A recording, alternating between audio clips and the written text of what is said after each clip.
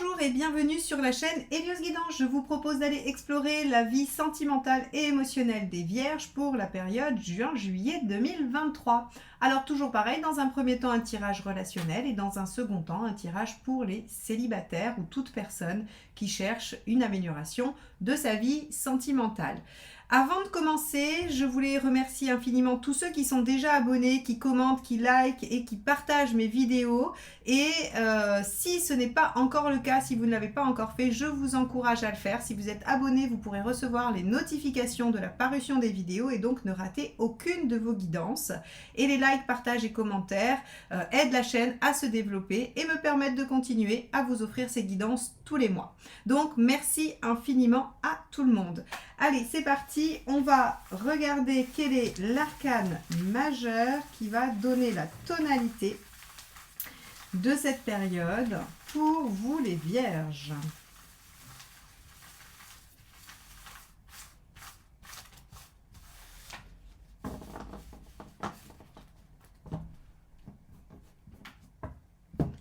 Alors, hop, les cartes veulent plus s'étaler ces temps-ci, il fait trop chaud. Alors, quel est cet arcane majeur qui va nous donner cette tonalité? Celle-ci.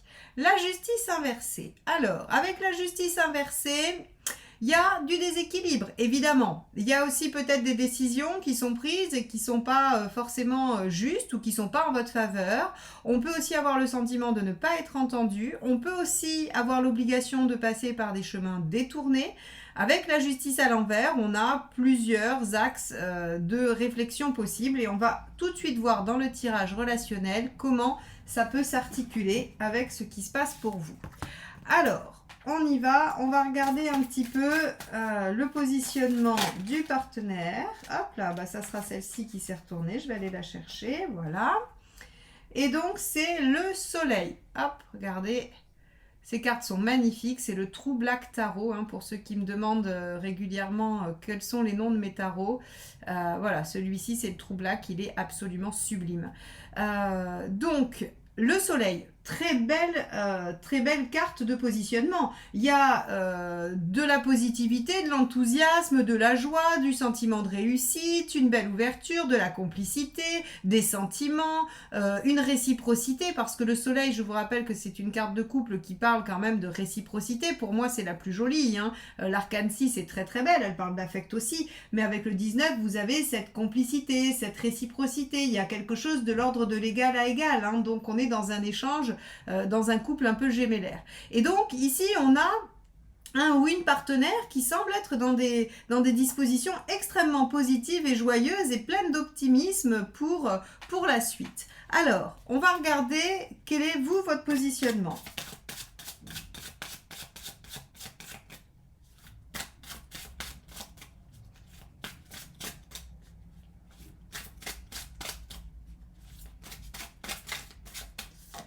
Alors, on a la Lune.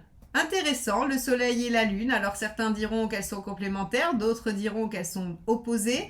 Eh bien, avec la Lune dans votre positionnement, on peut imaginer qu'il y ait des choses inconscientes qui se jouent pour vous, qu'il y ait peut-être de l'inquiétude, de la rumination ou de l'imagination.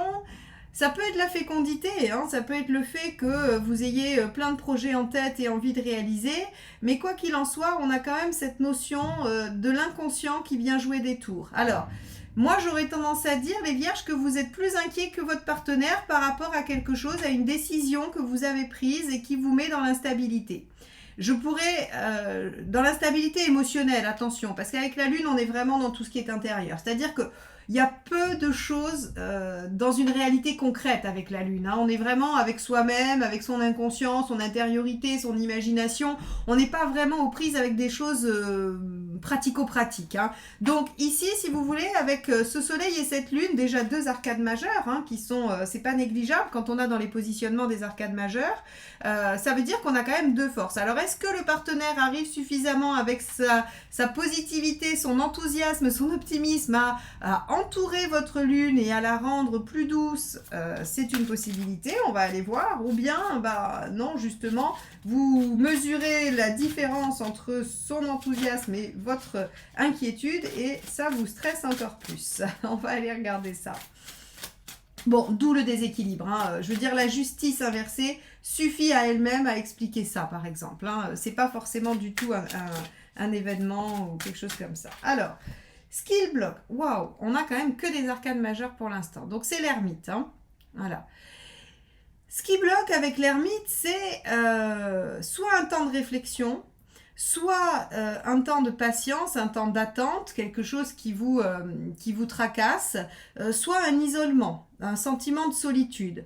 Avec l'ermite, on a cette notion d'avoir à réfléchir, à penser, à prendre du temps, et peut-être que vous, il y a des décisions qui ont été prises un peu rapidement. J'aurais tendance à dire ça. C'est-à-dire que le problème, c'est le temps de réflexion. Si c'est un problème, c'est que vous ne l'avez pas eu. Ici, si j'avais eu autre chose, j'aurais pu dire, bah, vous trouvez le temps long et les choses ne vont pas assez vite. Or, ici, on a de l'énergie feu, on a de l'énergie rapide, et ici, on a de l'inquiétude, du stress. Donc, en fait, si vous voulez, je pense qu'ici, c'est vous qui avez manqué de temps et soit vous avez pris des décisions et ça vous met dans le stress, soit il y a un déséquilibre entre vous deux et le fait qu'il y ait beaucoup d'enthousiasme et un peu de frein ici, ça vous fait penser que ça va trop vite. Bon, on va aller voir la suite.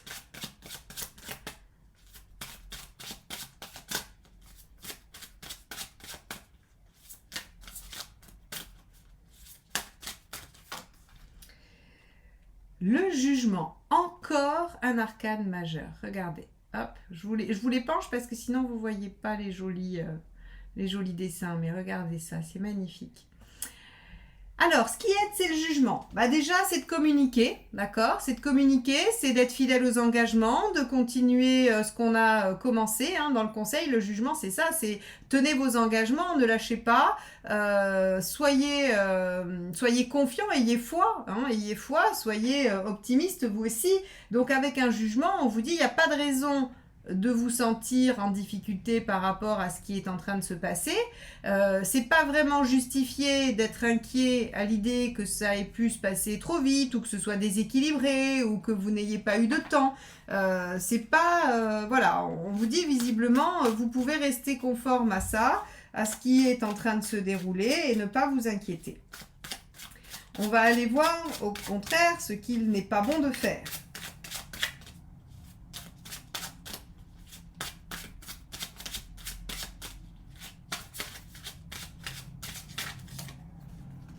Et là, on a le page d'épée. Ok. Alors, le page d'épée, il a, lui, énormément besoin de comprendre. Il a énormément besoin de mentaliser. C'est-à-dire qu'en fait, il a un esprit vif.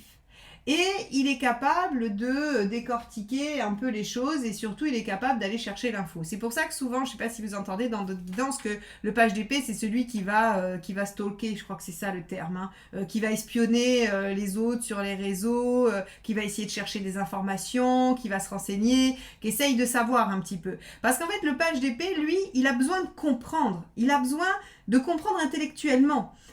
Et donc, si vous voulez, là, on vous dit d'être dans cette compréhension à toute force n'est pas une bonne chose. Ici, le jugement est une carte beaucoup plus centrée sur l'intuition, sur le ressenti, sur la foi, sur la croyance, hein, et donc sur le fait que il faut avoir confiance en soi et dans son jugement finalement, et rester fidèle à ce qu'on a dit et à ce qu'on est en train de faire.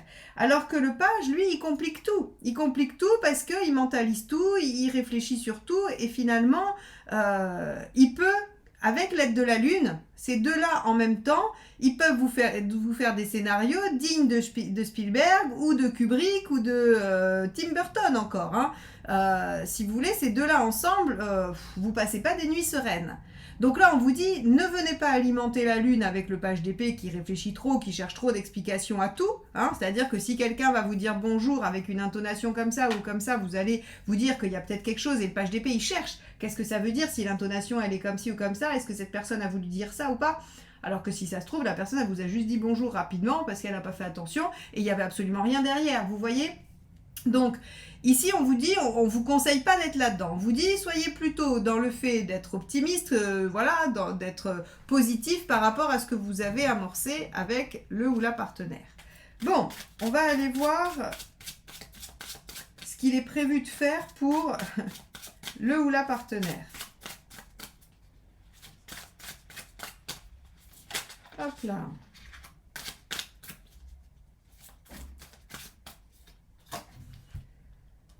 As de bâton. Bah, très bien. Alors, on est encore dans l'énergie feu pour le partenaire. Et donc, on a l'envie de se mettre en action, l'envie d'aller de l'avant. Donc, je confirme que pour vous, ça va trop vite. Je ne sais pas ce qui va trop vite, mais ça va trop vite. Quand je dis je ne sais pas, c'est parce que ça sera propre à chacun. C'est-à-dire que l'événement en lui-même, la situation en elle-même sera légèrement différente pour chacun. Mais ceux qui s'y jouent et les enjeux sont les mêmes. Et là, on voit bien qu'on a un ou une partenaire qui est décidé à avancer, à faire les choses avec enthousiasme, vigueur, rapidité, et que vous, vous, ça vous stresse et que vous manquez de temps. Et que vous essayez de comprendre et de mentaliser plutôt que de vous dire j'avance avec confiance dans ce qui est en train de se profiler pour moi.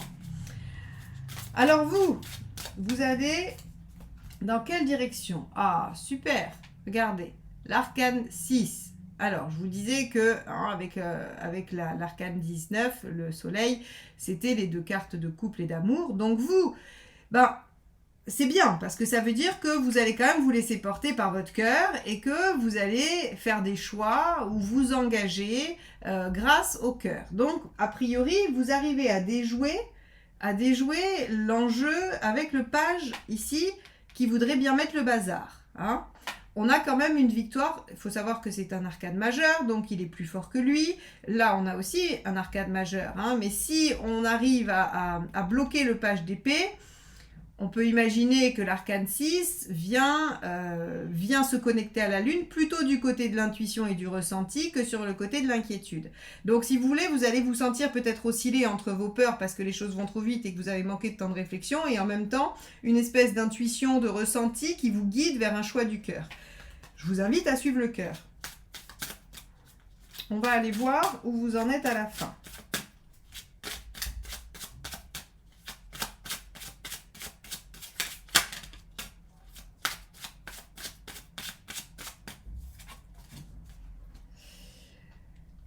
La tour. Très bien.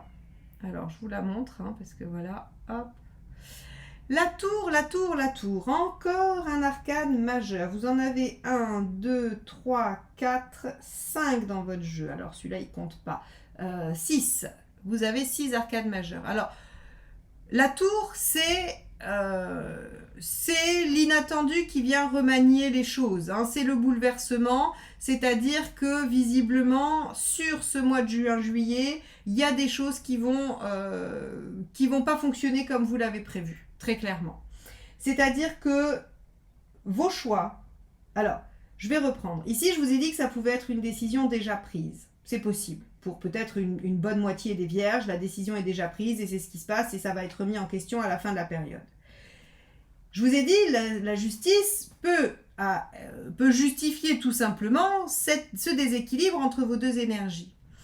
Ce qui signifie que la tour peut être cette décision que vous allez prendre, ce choix que vous allez faire, cet engagement que vous allez prendre et qui va venir bouleverser les choses. Et vous avez l'impression d'être un peu pressé et de manquer de temps pour vous positionner. Parce que vous avez un partenaire qui vous pousse d'une façon ou d'une autre. Donc, deux aspects. Soit il y a une décision qui a déjà été prise, c'est compliqué, vous remettez les choses en question sur juin-juillet. Ou bien la décision n'a pas été encore prise, et dans ce cas-là, vous la prenez avec le cœur, mais elle vient remanier les choses. Elle vient vous obliger à reconsidérer une construction existante. Bon, alors on va aller voir, hop, j'ai une carte qui est tombée, on va aller voir les conseils, donc on va la prendre puisqu'elle s'est présentée. C'est le roi d'épée. Alors, le roi d'épée, encore une fois, je dis encore une fois parce qu'il est sorti déjà pour d'autres que vous. Là, je vous le montre. Il va nous parler encore une fois de mental, de réflexion, mais d'un point de vue plutôt de la capacité à maîtriser le mental et à lui ordonner de réaliser les choses. C'est-à-dire que le roi d'épée, il a appris, il n'est pas comme le page qui est un peu immature sur son développement. Et donc, si vous voulez, le roi, lui, il a une maîtrise de son mental et il lui fait faire un peu ce qu'il veut. Donc ça, c'est une bonne nouvelle parce qu'en fait, s'il en a besoin pour comprendre quelque chose et être lucide, eh bien, il le sollicite. Et s'il comprend que il est en train de lui jouer un mauvais tour et de l'amener du côté des angoisses ou des inquiétudes, il est capable de le faire taire. Donc ici, on vous dit, soyez dans la maîtrise de votre mental et pour cause, vous avez un page d'épée ici, afin de l'utiliser au mieux. On va aller voir le deuxième conseil, qui est le cavalier de denier. Faites les choses tranquillement, progressivement, mais sûrement. Le cavalier de denier, c'est celui qui est en capacité d'évoluer petit à petit, étape par étape, effort après effort pour construire les choses. Donc on vous dit, oui, vous allez remanier les choses, mais ne vous en faites pas. Vous êtes en capacité de construire, vous êtes en capacité d'aller vers un nouvel équilibre après avoir fait ce choix, ou malgré ce choix. Et dernier conseil,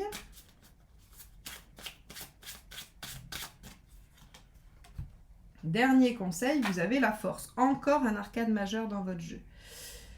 Voilà, regardez, je vous le montre. Voilà, très beau, la force aussi. Donc la force ici vient vous dire que vous devez encore une fois être dans la maîtrise. Alors, pour moi ici, très clairement, vous êtes sous le coup de votre angoisse, de votre mental, mais en même temps de votre émotionnel. D'accord? La lune, elle va être dans ça me met en émotion et ça se joue au niveau inconscient. Et le page, c'est le mental qui s'agite un peu. Et ici, en fait, ce dont nous parle la force, c'est d'être en capacité de trouver l'équilibre entre mental et émotionnel et de dominer tout ça de main de maître, en fait. Et vous le ferez, bien évidemment, sans aucune difficulté, grâce au roi d'épée et au cavalier de denier qui est capable de tenir dans le temps. Donc ici, les vierges, que vous ayez déjà pris une décision ou que vous soyez près de la prendre, ça va de toute façon bouleverser des choses, mais on vous dit d'avancer avec confiance, que vous avez toutes les ressources nécessaires pour faire face aux changements que cela implique et qu'il ne faut pas vous en faire. Voilà pour vous sur ces... Alors, je regardais, oui, la tour, elle est belle. Sur ce tirage relationnel. Je vais passer au tirage de vie émotionnelle. Et si bien sûr vous avez envie qu'on explore votre situation de façon plus particulière et que je réponde à vos questions, n'hésitez pas à faire un tour sur mon site et à voir ce qui peut convenir à votre situation. Alors, on y va. Donc, j'ai changé ce mois-ci un petit peu ma formule du tirage de vie émotionnelle. Avant, je prenais que des arcanes majeurs et là, j'ai décidé de prendre le jeu en entier. Et le même en plus. Allez, hop, celle-ci est tombée. Votre état d'esprit, 5 de denier, vous faites face à vos peurs. Vous voyez, les énergies traversent de toute façon. Que vous soyez dans une situation ou dans une autre, les énergies sont les mêmes, les circonstances sont les mêmes.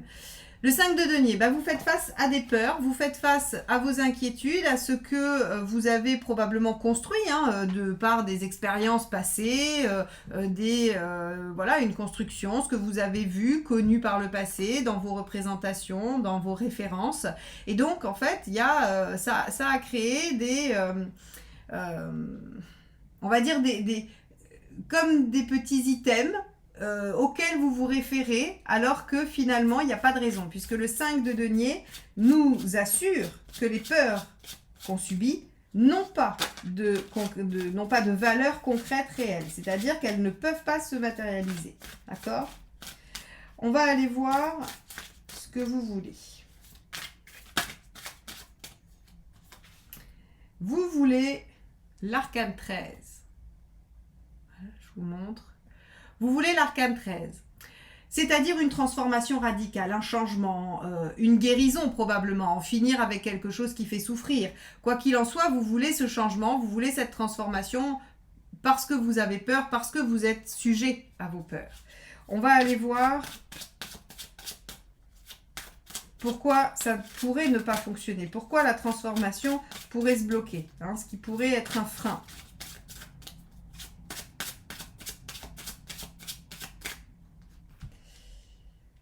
Reine d'épée. Oui, vos blessures. La reine d'épée, on lui a déjà fait le coup. et elle n'a pas très envie de se faire avoir à nouveau. Et donc, si vous voulez, là encore, c'est pareil, ça, je l'ai sorti au même endroit pour un autre signe. Donc, si c'est votre ascendant ou votre solaire, il va vraiment falloir que vous décidiez de travailler sur les blessures du passé. Parce que vous soyez célibataire ou en recherche, finalement, d'amélioration de votre vie sentimentale ou de votre célibat, on a ici des blessures qui, semble-t-il, sont ancrées, sont difficiles. Alors, ça peut être une faille narcissique, ça peut être une dépendance affective, ça peut être une blessure de trahison, il y a plein de choses, hein, mais en tout cas, ce qui est sûr, c'est que la reine d'épée vient nous dire que les blessures ne sont pas guéries, ne sont pas refermées et qu'elles sont là en train d'empêcher une transformation et donc elles nourrissent des peurs. On va aller voir le conseil.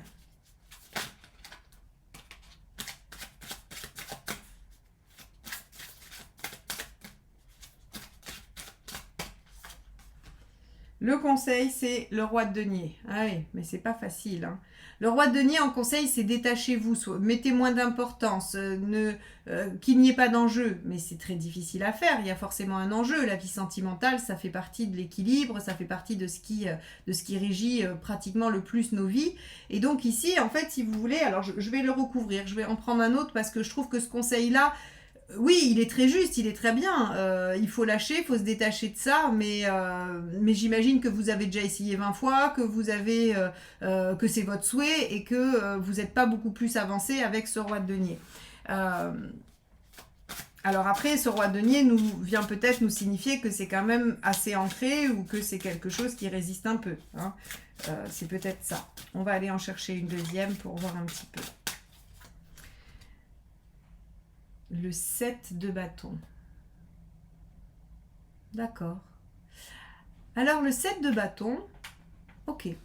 Le 7 de bâton, ce qu'il peut évoquer, c'est finalement de reconnaître que vous ne vous êtes peut-être pas suffisamment défendu en tant que reine d'épée. En fait, si vous voulez, la reine d'épée, c'est le résultat de la blessure. C'est parce qu'elle a été blessée qu'elle devient plus fermée, qu'elle est plus sur le mental et qu'elle ouvre moins son cœur.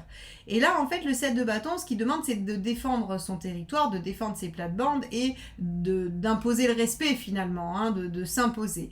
Et ici, j'ai l'impression que ce qu'on vous demande de faire, c'est peut-être déjà, dans un premier temps, de reconnaître que vous êtes victime de ces peurs-là, d'une, que vous êtes victime de la situation qui a généré ces peurs-là chez vous, et que vous avez à vous défendre par rapport à ça, et pas juste à être dans la culpabilité de vous dire, bah oui, mais alors, voilà, parce que j'ai fait ci, j'ai fait ça, ou je manque de confiance en moi, c'est de ma faute. En fait, ici, si vous voulez, on veut travailler sur une reconstruction de votre confiance en vous et de votre légitimité, j'ai l'impression. Donc, en fait, le mot à travailler ici, c'est légitimité. Ces peurs-là, elles viennent d'un manque de cette légitimité, et c'est ça qui a à transformer. Parce qu'ici, on vous dit, mais c'est pas de votre faute finalement, et il faut défendre cette position-là. Ok. Alors, vous me direz hein, si ça vous évoque quelque chose, si ça vous donne une piste pour un travail personnel ou pour une compréhension particulière par rapport à cette reine d'épée qui a, semble-t-il, une blessure difficile à digérer. Parce que là, en fait, si vous voulez, le message est assez clair. Hein. Alors super, parce que ça c'est la perspective à court terme avec un as de denier. L'as de denier, il vous dit, bah c'est bien parce qu'en fait ça vous permet de redéployer un potentiel. Alors bien sûr que ça vous demandera d'y travailler, de faire des choses, voilà, un as reste un as. Je dis toujours que l'as de denier c'est une graine. Donc si vous gardez une graine sèche quelque part, ça sera toujours le potentiel d'une plante. Mais si vous la plantez pas, si vous l'arrosez pas, si vous surveillez pas, ça ne donnera jamais une plante. Eh bien l'as de denier c'est pareil en fait. On vous dit que si vous arrivez à déjouer ce qu'on vient d'élaborer, eh bien ça va laisser place à un nouveau potentiel de déploiement dont vous serez libre hein, d'user ou non, mais en tout cas qui sera disponible. Et à plus long terme, qu'avons-nous ?